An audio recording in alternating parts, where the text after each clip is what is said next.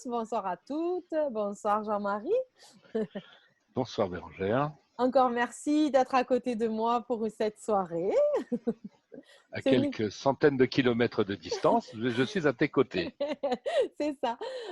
Ce soir, en plus, c'est une soirée totalement interactive. Donc, on est là pour répondre à vos questions, vous mettre sur des pistes, défricher, on l'a dit tout à l'heure, faire plein de choses qui vous donnent envie. Donc, n'hésitez pas. Moi, j'ai les yeux sur la page Facebook. Je pourrais poser des questions à Jean-Marie. Je pourrais lui demander plein de choses de votre part, mais aussi de la mienne. Hein. Ça sera intéressant. Donc, déjà, je vais demander à Jean-Marie de se présenter pour ceux qui ne t'ont pas vu sur la première interview.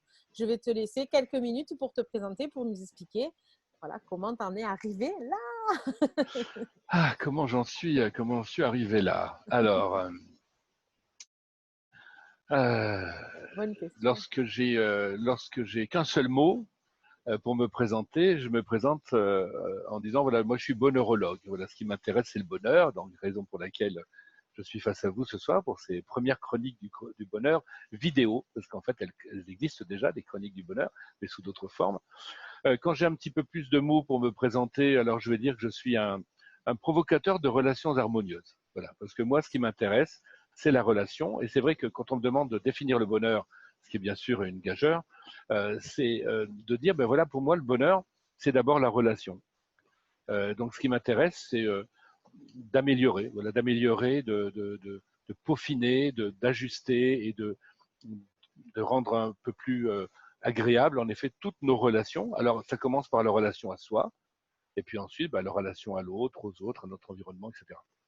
Donc, provocateur de relations harmonieuses pour mettre de l'harmonie, pour mettre de la vie et de la beauté dans nos vies. Ensuite, si je dois donner un peu plus d'éléments sur moi, je veux dire, voilà, je suis un heureux papa et grand-père aussi, et j'ai un métier qui n'est pas un métier, qui est pour moi vraiment une raison de vivre, une bonne raison de me lever chaque matin avec le bonheur d'exercer ce que je fais, puisque dans mon métier, je suis beaucoup dans la relation. Je fais principalement du coaching professionnel, donc j'accompagne des professionnels dans leur recherche de réussir ce qu'ils ont envie de réussir. Donc pour certains, ça va être du management, de l'autre de la communication, de l'autre de trouver leur voie au sein ou à l'extérieur de l'entreprise dans laquelle ils sont, ainsi que des particuliers, puisque j'ai aussi des personnes qui s'offrent un coaching. Donc je le fais dans le cadre professionnel et dans le cadre aussi de particuliers.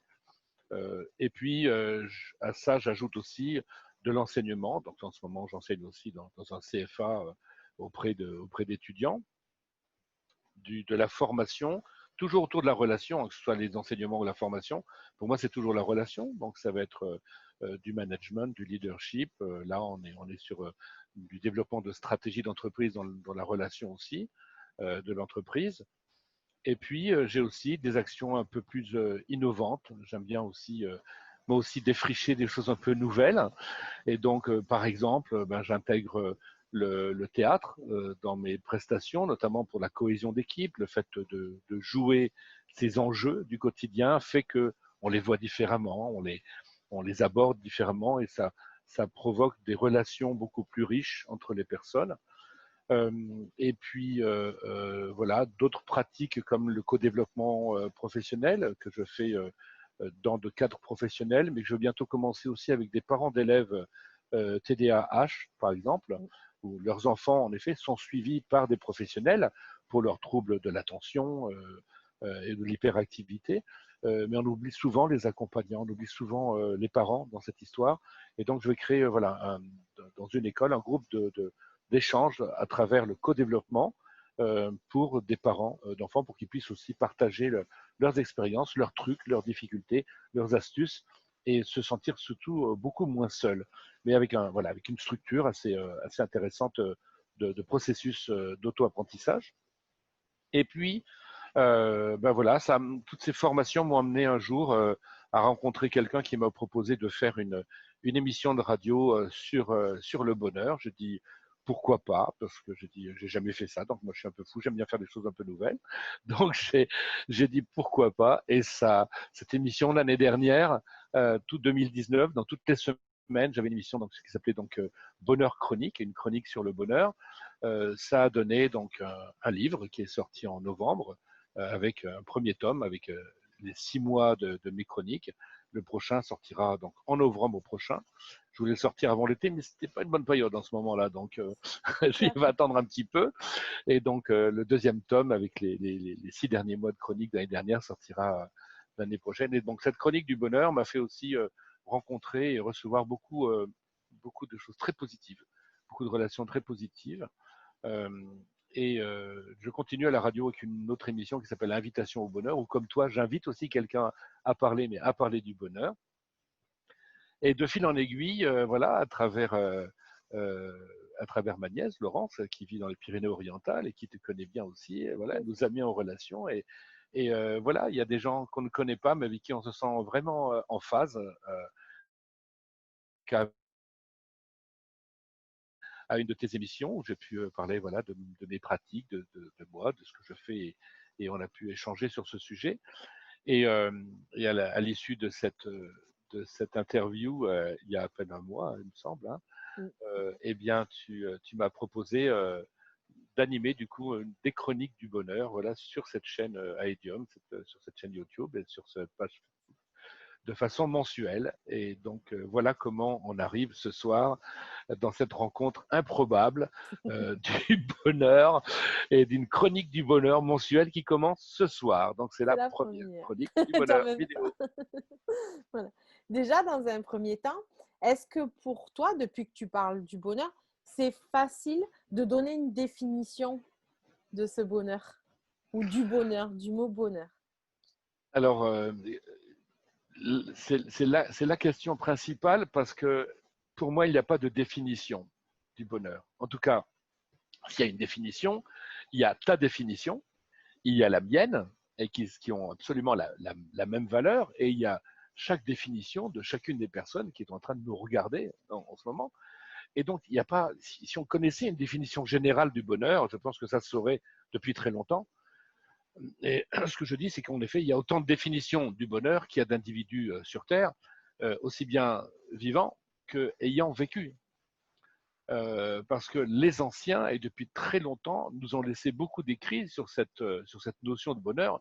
Il ne faut pas croire que c'est un sujet moderne, qu'il n'y a qu'aujourd'hui qu'on s'intéresse au bonheur, parce qu'enfin, on est arrivé à un certain confort de santé ou matériel, etc. Et donc, on peut parler du bonheur. Donc, on a toujours parlé du bonheur.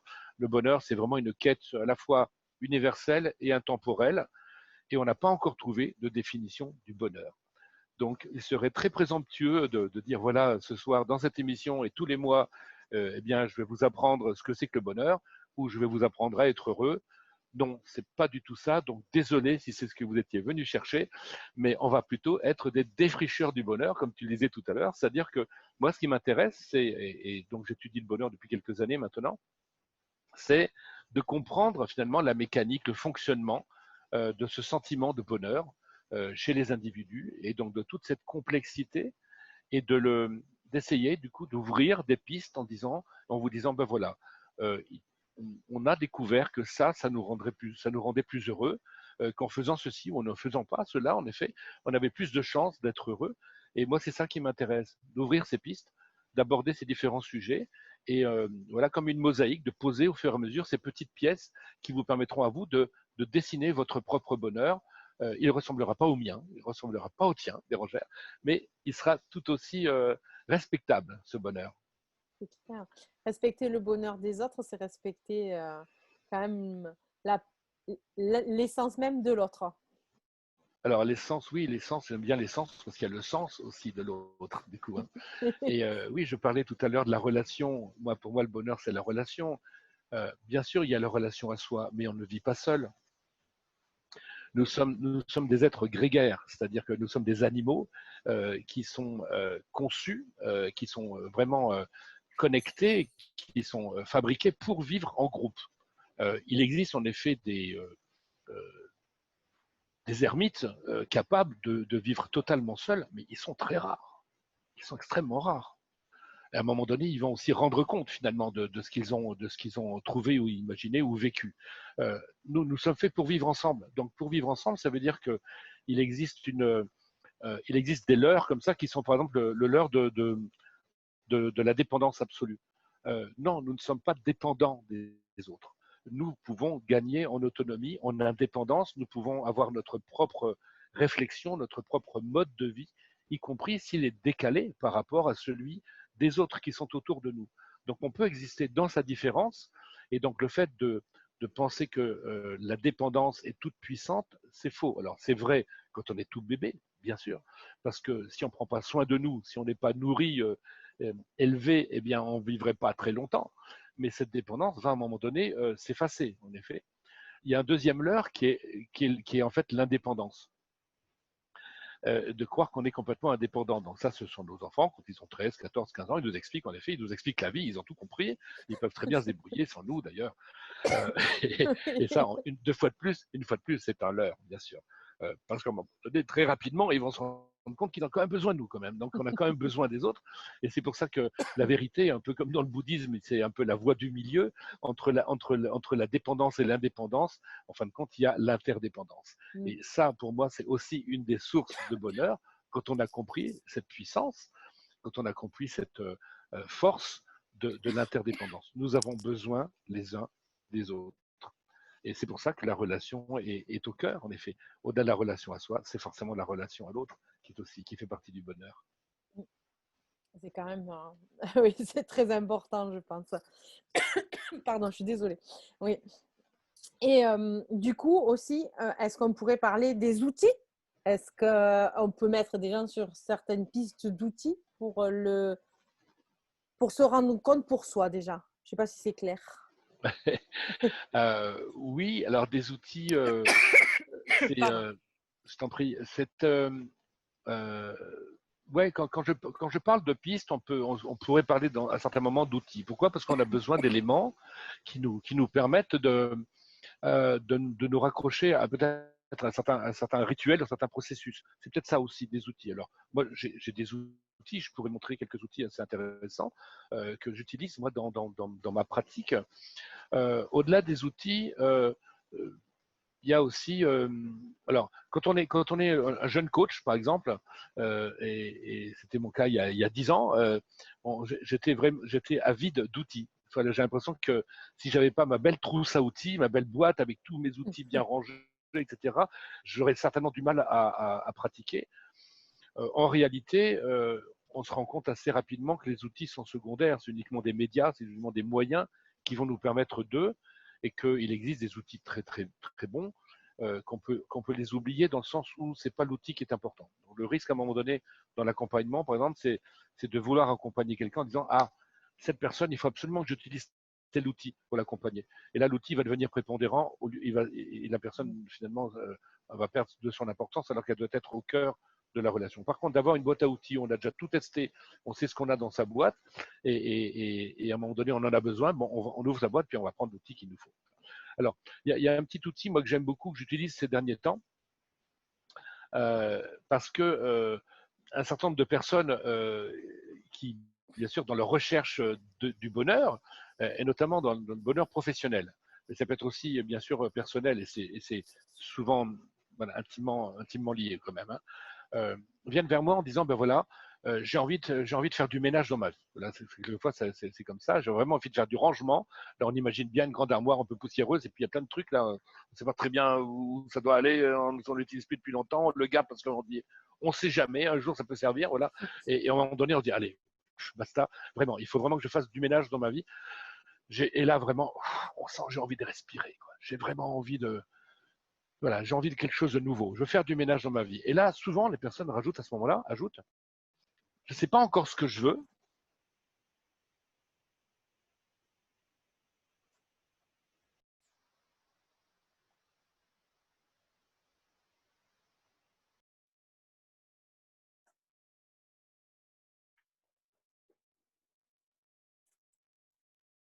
Je pense que j'ai perdu la connexion.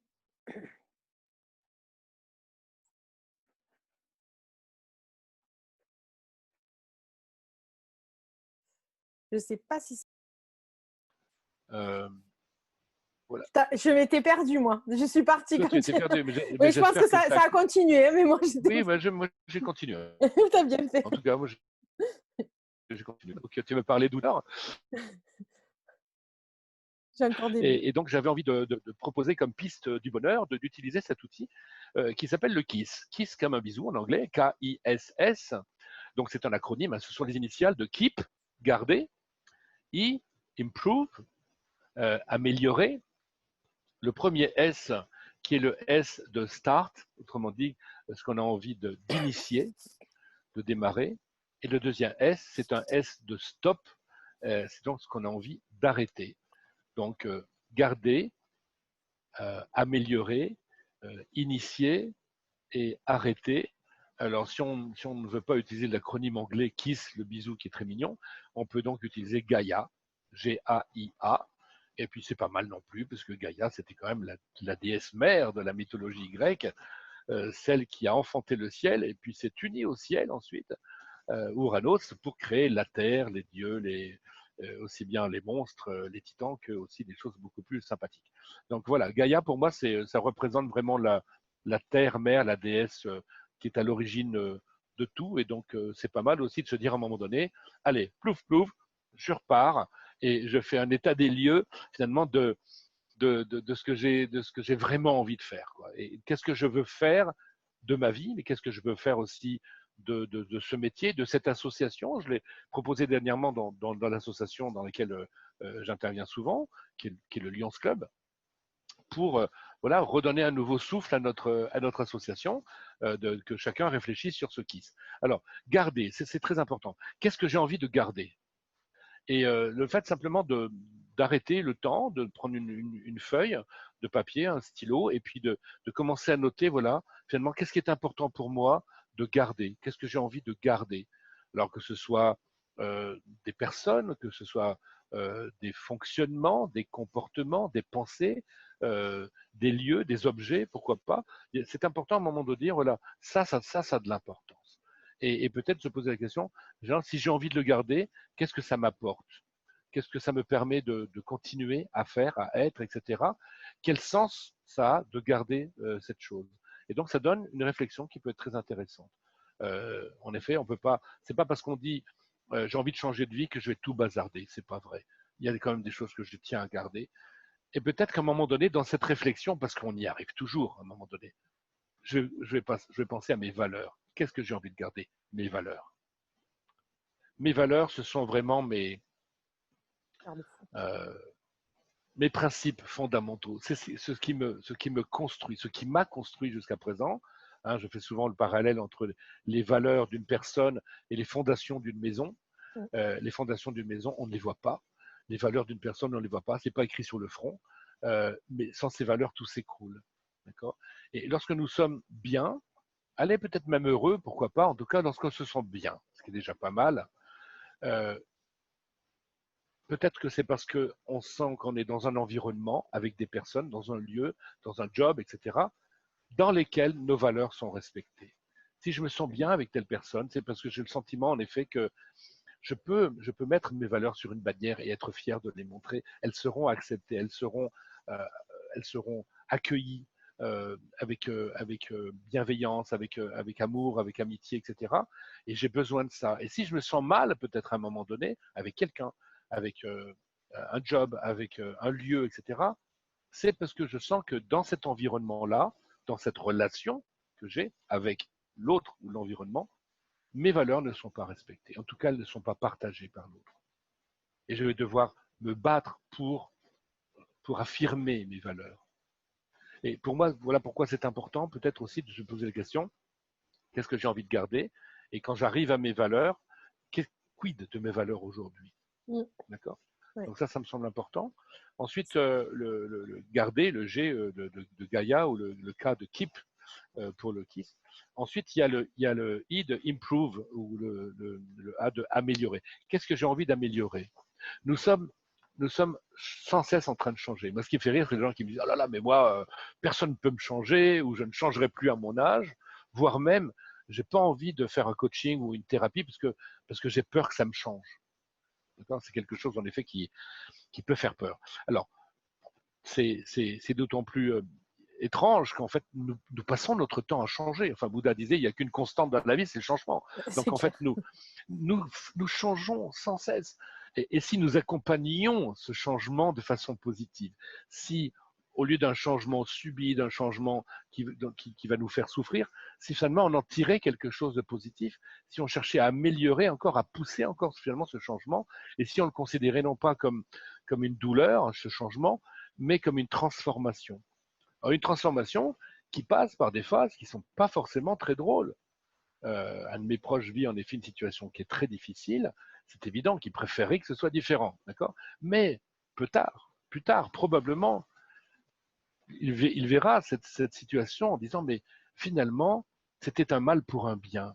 Parce que maintenant, je ne serais pas dans cette condition si je n'avais pas vécu ça. D'accord. C'est-à-dire que j'aime bien cette image toujours, bien sûr, c'est presque bateau de penser à la chenille, au papillon, etc. Mais avant de devenir pavillon, papillon, pardon, dans la chrysalide, là, c'est une bouillie qui est à l'intérieur. C'est quelque chose qui ressemble plus à de la mort qu'à de la vie, en fait. Et il y a certainement beaucoup de souffrance. Je pense que on n'a jamais interviewé de chenille. Il faut peut-être que tu penses, en effet, pour l'interviewer à ce moment-là, en disant, mais qu'est-ce que vous avez ressenti? Comment ça s'est passé? Je ne pense pas que ce soit une promenade de santé pour la chenille qui devient papillon.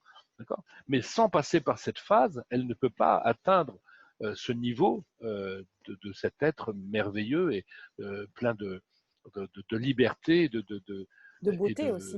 de beauté et d'excellence dans ce qu'elle fait. Enfin, c'est tellement léger, d'accord. C'est-à-dire exactement à l'opposé de cette chenille qui se traîne comme ça terriblement. Voilà.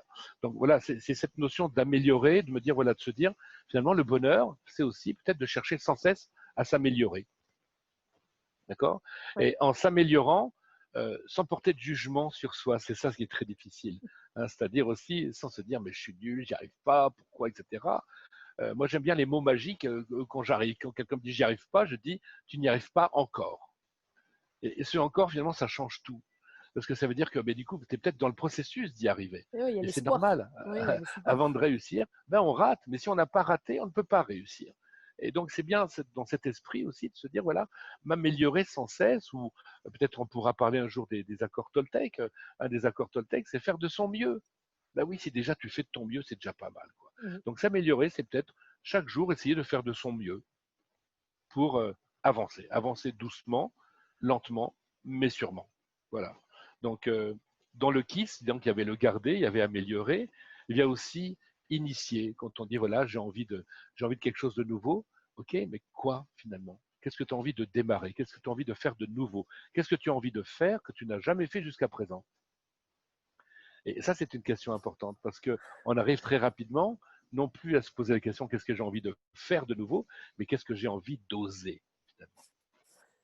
Et dans oser, quelquefois, on remplace le fait de oser par qu'est-ce que j'ai envie de me permettre. Et on voit bien que c'est bien moi qui dois me donner la permission. C'est ça. Elle ne vient pas d'ailleurs. D'accord.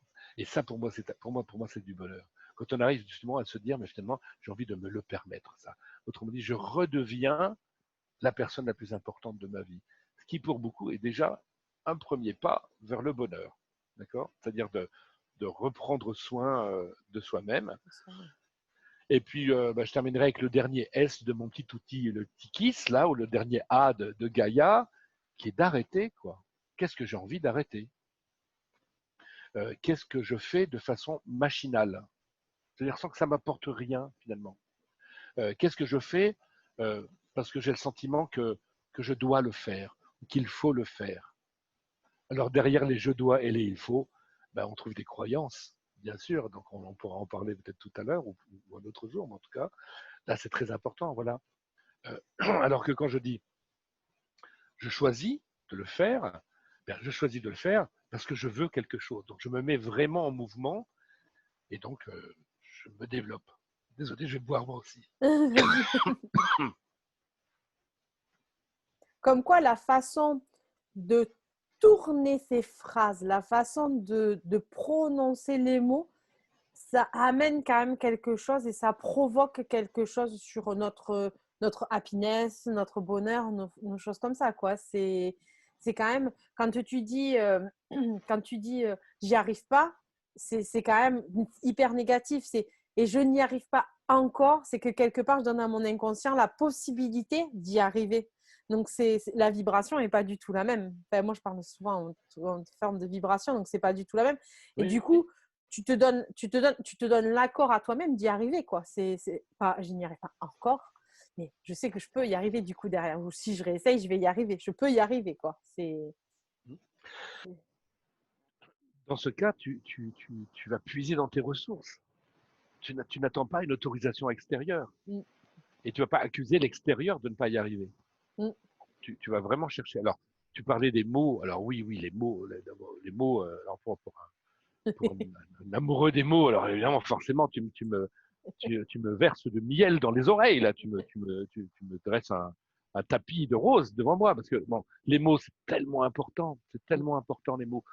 Et les mots sont à la fois la fin de quelque chose, c'est-à-dire que quand un événement arrive, on commence par le percevoir à travers nos cinq sens. Donc on a des capteurs hein, qui sont nos yeux, nos oreilles, etc. etc. Et donc on commence par percevoir cet événement, mais en fait, ce qui se passe, c'est que nous allons ensuite l'interpréter. C'est-à-dire que on va penser ce qui se passe. En pensant ce qui se passe, on va donc interpréter en fonction de notre vie, de nos croyances, du vécu, on va interpréter tout ce qui nous arrive et on va, à travers ces interprétations, construire notre modèle du monde. Et notre modèle du monde, c'est la façon, en effet, dont nous voyons, dont nous pensons, dont nous réagissons au monde en général. Et ce modèle du monde-là, il est déjà qu'une partie des éléments, parce qu'il y a des filtres derrière tout ça. D'accord ? Et donc, on construit notre modèle du monde avec nos expériences et avec nos croyances et avec notre vécu. Et ce modèle du monde est différent pour chacun. Il y a autant de personnes que de modèles du monde. Et certains voudraient nous imposer le leur. Mais non, ça fonctionne pas comme ça. D'accord ? On a chacun son modèle du monde dans lequel tout est très logique. Parce que quand tu questionnes une personne sur sa pensée, eh bien, elle a tout à fait raison de penser ce qu'elle pense. C'est tout à fait logique. Et donc, nos modèles du monde, voilà, sont différents. Et ensuite, notre langage, puisqu'on parle des mots, le langage lui-même est encore une partie seulement de notre modèle du monde. On ne peut traduire qu'une partie de notre modèle du monde parce que notre langage est limité. La précision des nuances des mots que nous sommes capables d'utiliser, de nos phrases, sont extrêmement limitées par rapport à la puissance de notre pensée et de notre modèle du monde. Seuls quelques très grands poètes ou très grands écrivains arrivent à un moment donné à toucher du doigt vraiment des nuances extrêmement fines. Enfin, moi, je suis un grand admirateur de Proust, par exemple, et c'est vrai qu'au bout d'une phrase qui fait 5 pages, d'accord, mais on a saisi ça en disant, oh là là, mais c'est exactement ça. C'est exactement ça, mais j'aurais jamais pu écrire ça, c'est pas possible. Donc certains arrivent à trouver cette nuance, ils sont relativement rares, d'accord. Ensuite, et notre langage, et quand je parle de notre langage et des mots que nous utilisons avec cette puissance des mots, c'est à la fois les mots euh, et les mots parlés, bien sûr, ceux dont on échange en ce moment, ce sont aussi les mots qu'on écrit, et ce sont aussi notre langage intérieur, les mots que nous nous disons à nous-mêmes, d'accord. Et tout ce langage est lui-même qu'un filtre. Donc ça fonctionne, on va dire, de façon descendante. Il y a un environnement, le monde, nos perceptions, nos interprétations, notre modèle du monde, et ensuite, hop, ça sort en mots, ça sort en langage. La bonne nouvelle, c'est que ça marche dans l'autre sens. C'est-à-dire que notre langage influence notre modèle du monde. Et que notre modèle du monde influence nos interprétations, et voire même influence la perception qu'on peut avoir d'un environnement, du monde. Et donc, c'est vrai que plus on va travailler son langage, plus on va avoir un langage précis et nuancé, mieux on saura exprimer et comprendre le monde. D'accord? Donc, en effet, on n'a pas encore trouvé mieux que la lecture, par exemple, pour s'ouvrir au monde. D'accord? Quelqu'un disait, si je ne lis pas, je ne vis qu'une vie, mais si je lis, je vis 1000 vies, en fait. Et donc, on va bénéficier de toute cette expérience du passé, que ce soit du réel ou de la fiction, en tout cas grâce au livre.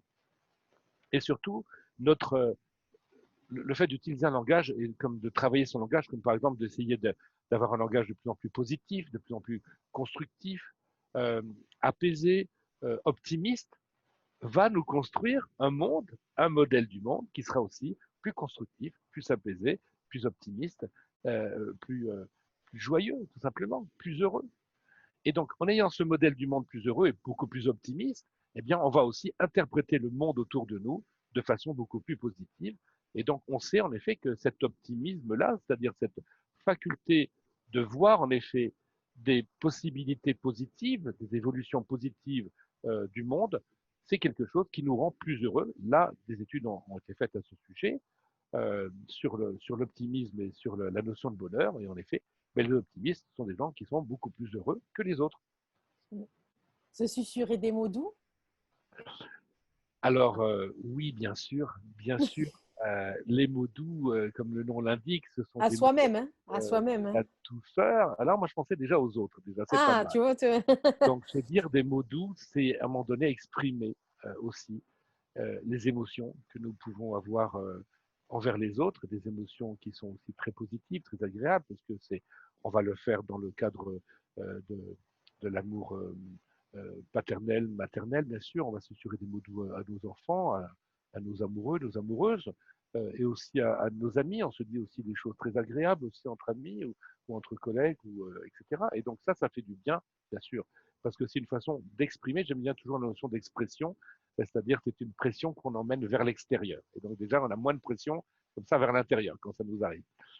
Se susurrer des mots doux à soi-même, oui, bien sûr. C'est-à-dire que euh, il y a des cultures dans lesquelles on se construit aussi en travaillant sur ses qualités, sur ses capacités, sur ses dons, sur ses talents.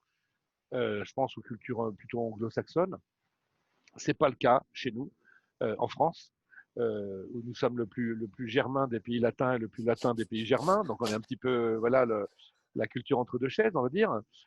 Et en France, justement, ben, on a plutôt tendance à se dévaloriser et qu'à dire des choses positives sur soi-même. Mm. Parce que quand tu dis se dire des mots doux, moi j'entends, voilà, parler de soi de façon positive.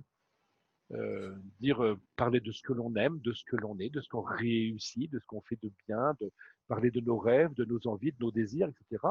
C'est quelque chose qui n'est pas culturel chez nous, parce que c'est vu plutôt comme de l'égocentrisme ou c'est vu comme une forme de voilà, des esprits supérieurs, ou bien on va dire que cette personne elle est présomptueuse, ou elle est vantarde, etc. Et donc c'est plutôt mal vu. Donc on va parler de soi, puisqu'on a besoin de parler de soi, et on va parler de soi en se dévalorisant, Mm. et c'est-à-dire en parlant très facilement de ses défauts. Alors je vois bien, moi je prépare des fois des personnes pour des entretiens d'embauche, par exemple. Euh, c'est terrible, quoi. Si je leur demande voilà, de me parler d'eux, ils vont me parler de leurs défauts. C'est vrai. Bien sûr, ce qu'il ne faut jamais faire, ce genre de choses, c'est évident. Euh, il faut présenter peut-être ses défauts comme étant des qualités qu'on a un petit peu trop poussées. Quoi. Voilà, si on est très consciencieux, bah, on peut devenir à un moment donné perfectionniste. D'accord. Mais du coup, on va parler de son défaut comme plutôt d'une qualité qu'on a commencé déjà un petit peu à travailler pour éviter qu'elle dérive. Donc, pour vous donner ce type d'exemple, mais voilà, nous sommes dans ces cultures du Sud aussi en général, plutôt avec cette tendance à parler de nous de façon négative. Et ça ne va pas dans le sens justement de se construire son bonheur intérieur, bien sûr, puisque le bonheur, il est principalement intérieur. Bien sûr. Du coup, on a quelque chose à faire sur les enfants pour les préconstruire? Non, il ne faut pas s'occuper des enfants, il faut les débrouiller tout seul, bien sûr. Et non, ben, bien sûr, avec les enfants, parce que ils ont, c'est très paradoxal un enfant, parce que à la fois ça a tout compris, on pourrait dire presque cette phrase bateau, un enfant, il a tout pour être heureux. C'est-à-dire qu'il a cette connexion à l'instant présent qui nous demande, nous, beaucoup de travail plus tard quand on se met à la méditation, par exemple. Au début, on a beaucoup de mal parce que on a notre esprit qui vagabonde dans le passé, on est en train de penser à ce qui s'est passé hier, ce qu'on a vu ce matin, au mail qu'on a reçu tout à l'heure. Donc, ouais, parce qu'on a besoin vraiment de se recentrer sur ou alors on est en train de penser au futur. Déjà, on est déjà projeté en disant, ben, qu'est-ce qui va se passer demain, ce soir, etc. Faut que je Je vais prépare faire à ça. manger tout Ah à oui, la l'heure. semaine prochaine. Moi, je vais faire à manger tout à l'heure, etc. Et du coup, on perd cette connexion qui, pourtant, la seule dans laquelle on peut vraiment être heureux, qui est le présent, en fait. D'accord? On ne peut pas être heureux au passé. C'est de l'histoire, hein, comme disait Deepak Chopra. Donc, le passé, c'est de l'histoire. Le futur, c'est un mystère. Seul le présent est un cadeau. C'est pour ça qu'on appelle ça le présent. C'est joli, hein. Alors, c'est pas de moi, c'est de Deepak Chopra. Et donc voilà, donc c'est important. Alors, les enfants, ils ont ça, ils ont cette capacité à être dans l'instant présent. Ils sont rarement, comment dire, perturbés par un événement du passé ou du futur. Par contre, ils sont encore dans la découverte de la relation à soi et la relation aux autres. Hein, souvent, ça dépend de l'âge. Hein. Bien sûr, il y a des âges où l'autre n'existe pas. Enfin, si on voit des enfants dans une crèche, ils jouent rarement ensemble. Hein. Ils ont chacun leur univers et puis ils évoluent chacun dans des. De temps en temps, il y a des cercles qui se chevauchent et c'est plus pour arracher le jouet à l'autre. Mais bon. Et ensuite, ça se construit. Ensuite, les enfants se construisent avec des rapports beaucoup plus sociaux où, bah, du coup, j'ai besoin de l'autre. Je vois mon fils de 7 ans, Diego, le confinement, c'était terrible parce qu'il n'a pas pu être avec ses copains. Ouais. Les copains, c'est très important parce qu'il est dans cette phase de vie, en effet, où on se construit socialement, où on se construit une image, etc., vis-à-vis des autres, et donc qui nous construit comme ça. Alors les enfants, oui, les enfants ont besoin, en effet, qu'on les sensibilise peut-être à un certain nombre de choses. Et je sais, probablement que tu m'en parles parce que tu sais que j'ai fait des ateliers du bonheur pour les enfants et que j'avais intitulé en disant bah, parce que être heureux, ça s'apprend de bonheur, en fait. Le plus de bonheur possible. On le voit bien, on a une capacité génétique à être heureux. On va dire, les spécialistes disent qu'à peu près 50% de notre capacité à être heureux vient de la génétique. Donc, je ne vais pas rentrer dans le détail, mais il existe un gène, en effet, il existe deux gènes en fait qui se combinent dans notre ADN. Et si on a les deux en version longue, ils existent chacun en version longue ou en version courte. Comme au D'accord? cinéma. Comme au cinéma. Donc, si on a les deux en version longue, eh bien, on a déjà 50% de chances d'être heureux, dans le sens où on est déjà naturellement heureux. D'accord? Par contre, si on a un en version longue, en version courte, on est en gros dans l'état un peu moyen, on va dire. Et puis, si on a les deux en version courte, ben, on a perdu à la loterie. En fait. Et donc, ça veut dire qu'on a un petit peu plus de mal à être heureux que les autres.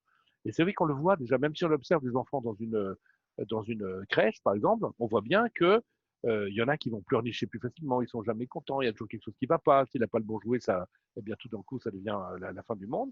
Alors qu'un autre, s'il n'a pas le bon jouet, ben, c'est pas grave, il en prend un autre puis il continue à jouer. Donc, on voit bien qu'il y a une capacité dès le départ, alors qu'il n'y a pas eu encore de pression de la société, etc., pour le faire. Il y a déjà une capacité déjà à être heureux dès le départ. Mais ça, ce n'est que 50%. C'est déjà pas mal, mais ça veut dire qu'on a quand même 50% de disponibles chez chacun d'entre nous. Et ces 50%-là, ben, comment on les divise? Eh bien, alors là, ce sont toutes les études qui ont été faites, notamment à l'université d'Oxford, hein, qui a fait beaucoup d'études sur ce sujet, et de Stanford aux États-Unis, qui ont défini en effet que pour nous rendre heureux, finalement, euh, l'impact des changements extérieurs, c'était 10%.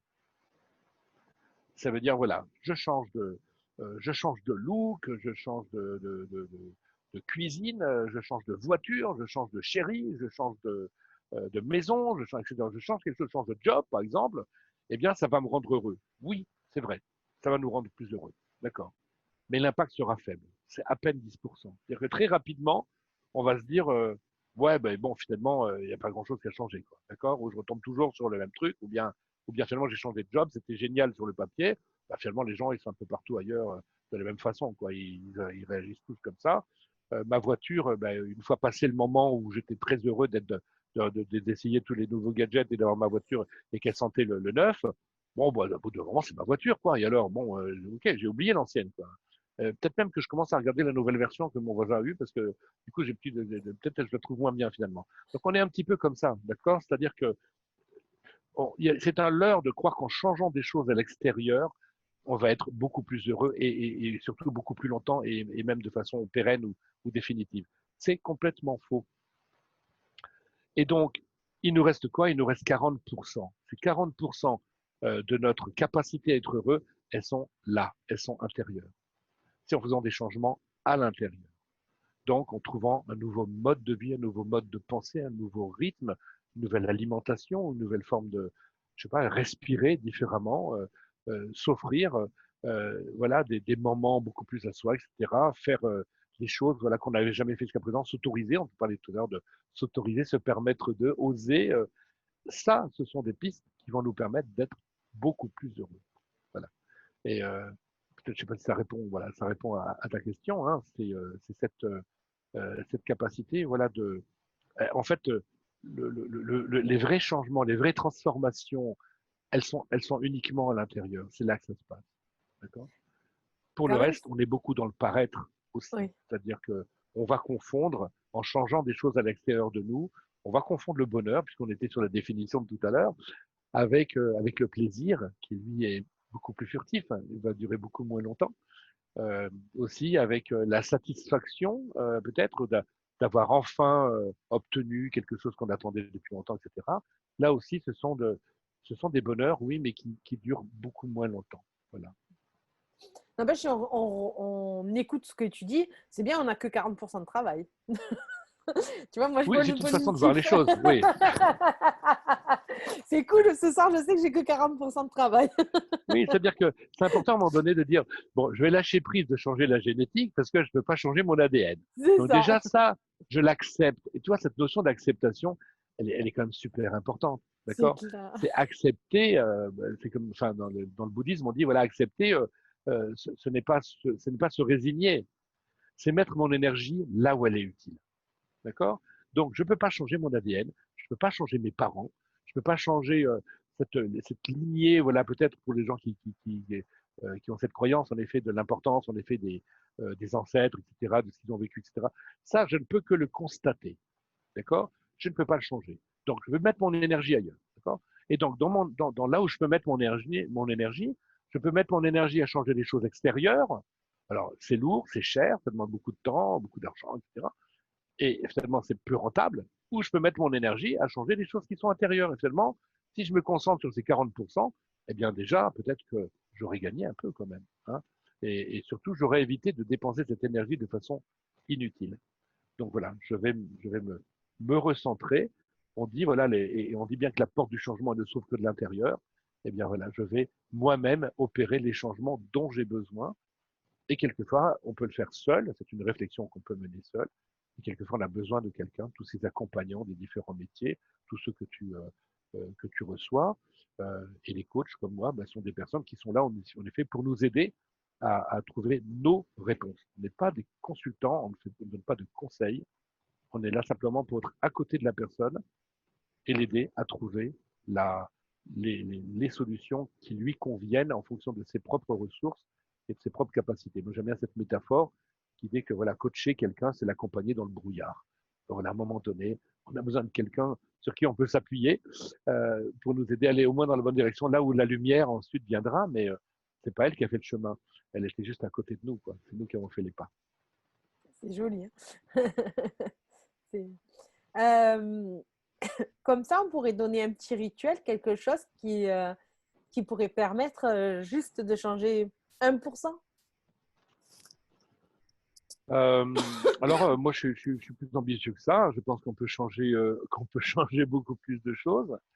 Moi, il y a un petit rituel que je propose à mes clients au début d'année. Alors là, peut-être qu'après le confinement, on a l'impression d'être dans un nouveau début d'année. On va prendre Oui, certainement, j'ai entendu autour de moi plein de résolutions, par exemple. ça c'est vrai.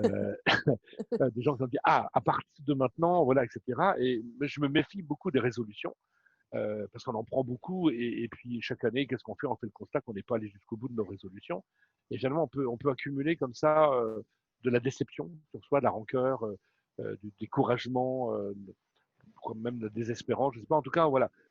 Moi, il y a quelque chose que j'aime beaucoup proposer. J'en parle dans mon bouquin au début. C'est de s'écrire une lettre à soi-même. Pour moi, c'est un très bon rituel de s'écrire une lettre à soi-même, parce que voilà, du coup, on lâche en effet toutes ces obligations du paraître, on s'en fiche de l'orthographe, de la structure, de la forme, etc.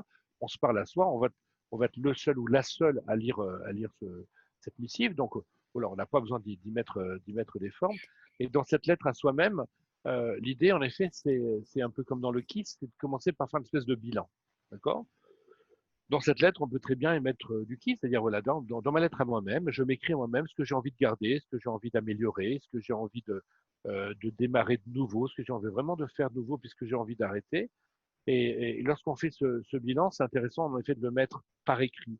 Alors pourquoi le mettre par écrit? Parce qu'en effet, comme je disais tout à l'heure, les mots sont très limités. Donc le fait d'écrire un mot, de le voir, nous fait dire Ah non, c'est pas tout à fait ça. Et on va chercher encore une nuance et on va creuser. Alors que si simplement on se le fait comme ça tout seul ou on se l'enregistre, ça n'a pas la même puissance. On sait la puissance de l'écriture. On sait qu'il y a beaucoup de thérapies qui passent aussi par l'écriture. L'écriture elle-même est une forme en effet d'expression. On va sortir pour coucher sur le papier un certain nombre de choses qu'on a besoin, qu'on a besoin de dire, qu'on a besoin d'écrire et à qui le dire. Donc le fait de s'écrire une lettre à soi-même, c'est un peu une espèce d'auto-coaching qui permet de réaliser déjà un premier bilan. Il faut simplement se garder d'en faire un bilan négatif.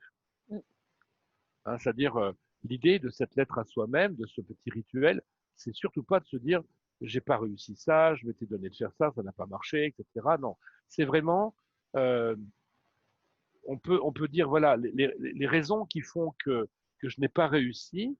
Peut-être que mes objectifs étaient trop ambitieux. C'est le meilleur moyen de ne pas réussir quelque chose, c'est de mettre la barre trop haut finalement. On a beaucoup plus de chances de se décourager. Si on est quand même ambitieux et qu'on a envie de faire des choses formidables, ne nous empêchons pas de le faire, mais faisons-le par étapes. D'accord? N'importe quel objectif peut être scindé en plusieurs mini-objectifs. Et ensuite, on y va pas à pas. D'accord? Là, se disait, pour grimper une montagne, on commence toujours par le bas. Et un pied après l'autre. Donc, nos objectifs, peut-être ils étaient trop ambitieux. Ou alors, souvent, ce qui fait qu'on n'a pas réussi, c'est que nos objectifs n'étaient pas nos objectifs, c'était ceux des autres. C'est-à-dire que c'est par la pression, pour faire plaisir, etc. Eh bien, j'essayais d'atteindre ceci ou cela. Mais c'était pas moi, c'était pas mes voeux. Hein, c'est un peu comme les enfants qui font un métier, finalement, où ils sont poussés par leurs parents pour le faire. Au moment où ils sont dans ce métier, est-ce qu'ils sont heureux? Peut-être. Ils ont peut-être découvert quelque chose de formidable. Mais bien souvent, ça donne. Finalement, c'est pas ce que je voulais faire au départ. Moi, je suis plutôt un artiste, je voulais faire autre chose.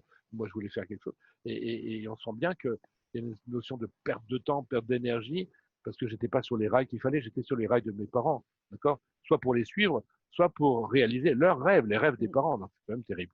Donc, soit nos objectifs n'étaient pas les nôtres, en fait, soit il y a des éléments extérieurs qui sont intervenus. Enfin, qui pouvaient imaginer il y a 6 mois ce qu'on a vécu là pendant les 2 derniers mois. Donc, oui, en effet, on ne peut pas tout maîtriser, on ne peut pas tout contrôler, que quelquefois on n'arrive pas à faire ce qu'on veut parce que des éléments extérieurs nous empêchaient de le faire.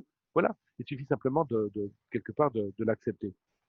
Donc, d'éviter de faire un bilan positif, sauf dans cette analyse de dire, ben voilà, peut-être les raisons qui font que j'ai pas réussi, en comprenant ce qui se passe, mais surtout de faire un bilan positif, c'est-à-dire vraiment de synthétiser dans sa lettre à soi-même, voilà mes pensées, voilà ce que je pense, voilà quels sont mes sentiments, voilà ce que j'ai fait aussi. C'est très important aussi de pouvoir euh, noter ces différentes actions, parce que bien souvent, le fait de les noter, on se dit, waouh, quand même, quoi. Ouais. Ouais, ouais, quand même. J'en ai fait des choses cette année. J'ai l'impression que c'était une année nulle, j'ai rien fait, etc. Mais non, quand je fais le bilan, finalement, c'est pas mal. Donc, ça me fait penser aussi à ce petit rituel qu'on peut faire cette fois-ci tous les soirs. Pardon, Chacun son tour. chacun son tour.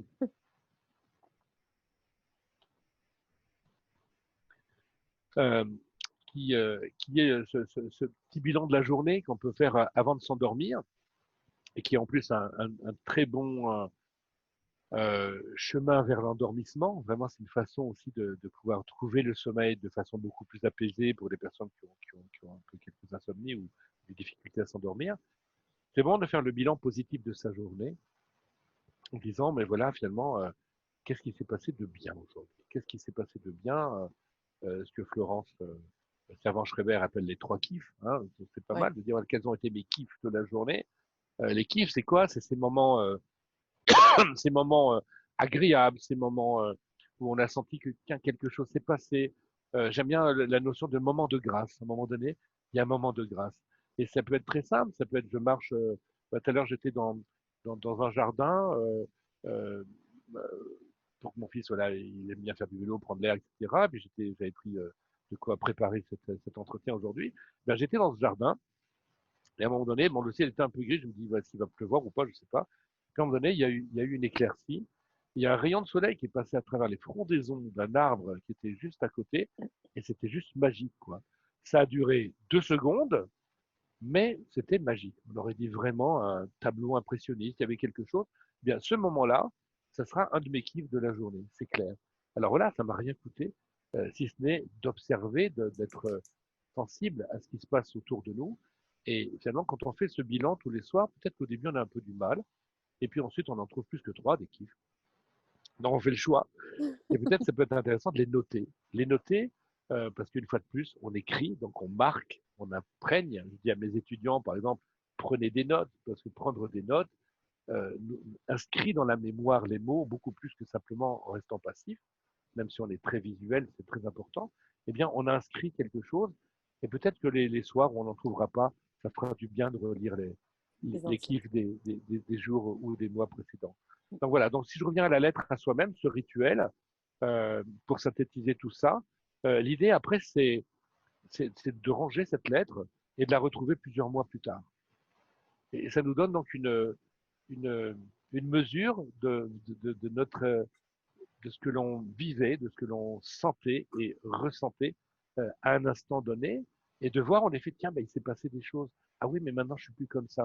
Et on a besoin de références, on a besoin de repères à un moment donné pour pouvoir mesurer aussi nos améliorations. Et c'est à ça que servent aussi ces rituels.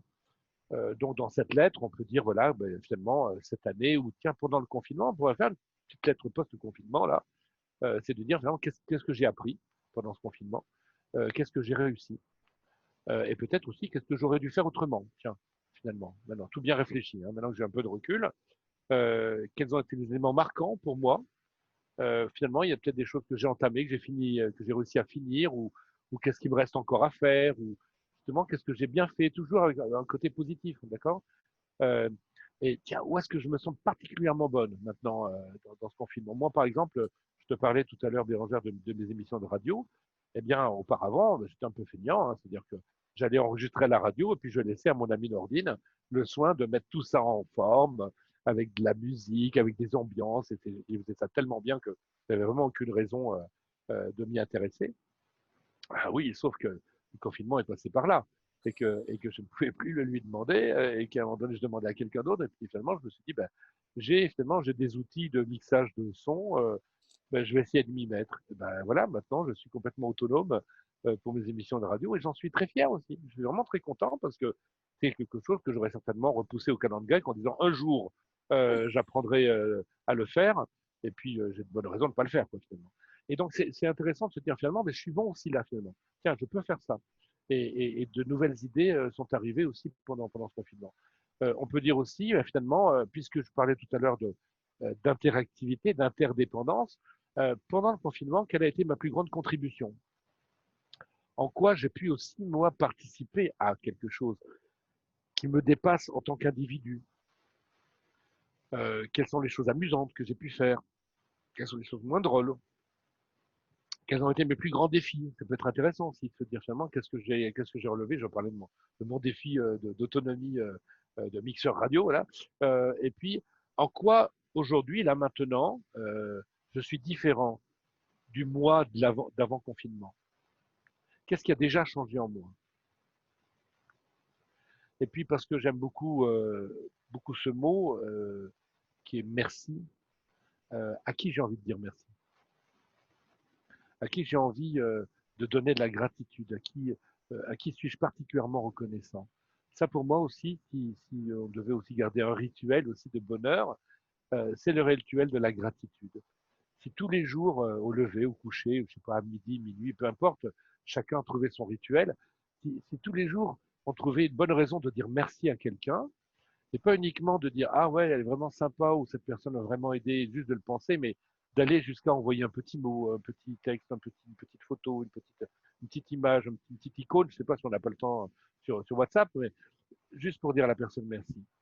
Euh, c'est tellement bon à donner et très très bon à recevoir aussi, d'accord? Parce qu'on fait pas les choses euh, pour recevoir un merci, mais quand il arrive, qu'est-ce que c'est beau, quand même. Du bonheur, hein, comme C'est clair. Bérangère. Complètement. Je vais te laisser conclure parce que ça fait déjà 50 minutes, je crois qu'on est ensemble. Oui, à conclure, ben voilà, peut-être que euh,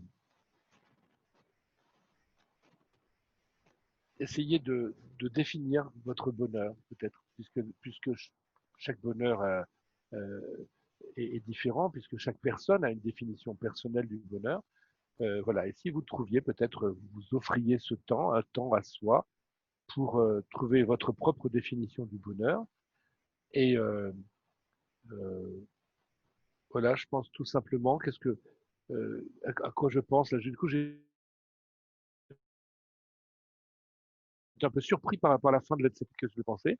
Euh, Peut-être vous posez cette question dans qu'est-ce que je peux faire euh, à l'intérieur? Qu'est-ce que je peux faire pour soigner mon être finalement, puisque c'est là que se trouve la plus grande source, les plus grandes ressources de bonheur possible. Donc peut-être de vous poser des questions sur ces fameux leurres de ces 10% qui nous rendraient tous heureux, euh, parce que tout simplement, voilà, ce sont des leurres. Alors peut-être que je reviendrai dans une autre émission sur ce sujet, euh, mais voilà, on parle souvent des pièges du bonheur que sont la beauté, la célébrité, l'argent, le sexe et, et quoi encore, et le pouvoir. Et peut-être que de se questionner autour de tout ça, voilà, de dire, voilà, si seulement j'avais pas tout ça, est-ce que je pourrais quand même être heureux? Et probablement oui, probablement oui. J'ai souvent cette image des personnes qui cherchent absolument être très connues, à être célèbres, et finalement elles font tout pour qu'on parle d'elles et qu'on les voit partout. Et puis une fois qu'elles sont célèbres, elles mettent des lunettes noires pour passer inaperçues. C'est clair. Donc voilà. Donc comment ne pas vivre ces fameux paradoxes du bonheur? Euh, c'est peut-être ça quelques pistes qu'on peut trouver chacun. Et puis envoyez-nous vos questions. Je sais pas, on a eu des questions pendant cette. Non, il y a des gens qui ont réagi en disant que c'était super phrase, bonjour, très bon conseil. Voilà, c'était plus des approbations D'accord, sur tout plutôt ce qui était des dit. remarques que des questions. Ben voilà, Oui. peut-être proposer à nos spectateurs, du coup, nos YouTube spectateurs, de nous envoyer ou de t'envoyer, voilà, des questions sur le bonheur. Peut-être, ça peut être ça aussi. Ça peut Euh, être ça. comment, comment voulez-vous que soit cette prochaine chronique du bonheur? Voilà, Ouais. De début quoi vous juillet, voulez on qu'on se parle? retrouve Voilà. pour une prochaine chronique du bonheur. Totalement. On se retrouvera dans un mois. On fixera la date ensemble pour, D'accord. voilà, pour reparler du bonheur ou parler des sujets que les gens nous auront enfin, voilà, donnés, ce qui leur tient à cœur, voilà, des choses comme ça. Ben, merci beaucoup, Jean-Marie. Merci d'avoir été là pendant la soirée. Merci à tout le monde d'avoir été présent. Merci d'avoir approuvé parce que vous n'avez pas encore posé de questions. La prochaine fois, je pense que ce sera un peu plus interactif. C'était une première. Donc, on se retrouvera dans un mois pour les chroniques du bonheur avec Jean-Marie. Voilà. Voilà. Merci à tous. Et traditionnellement, je termine aussi mes chroniques, donc pourquoi pas celle-ci aussi, en disant, ben, écoutez, je vous retrouve avec plaisir le mois prochain, et d'ici là, soyez heureux. Soyez heureux alors, pas de souci. Bonne soirée à tout le monde. Au revoir.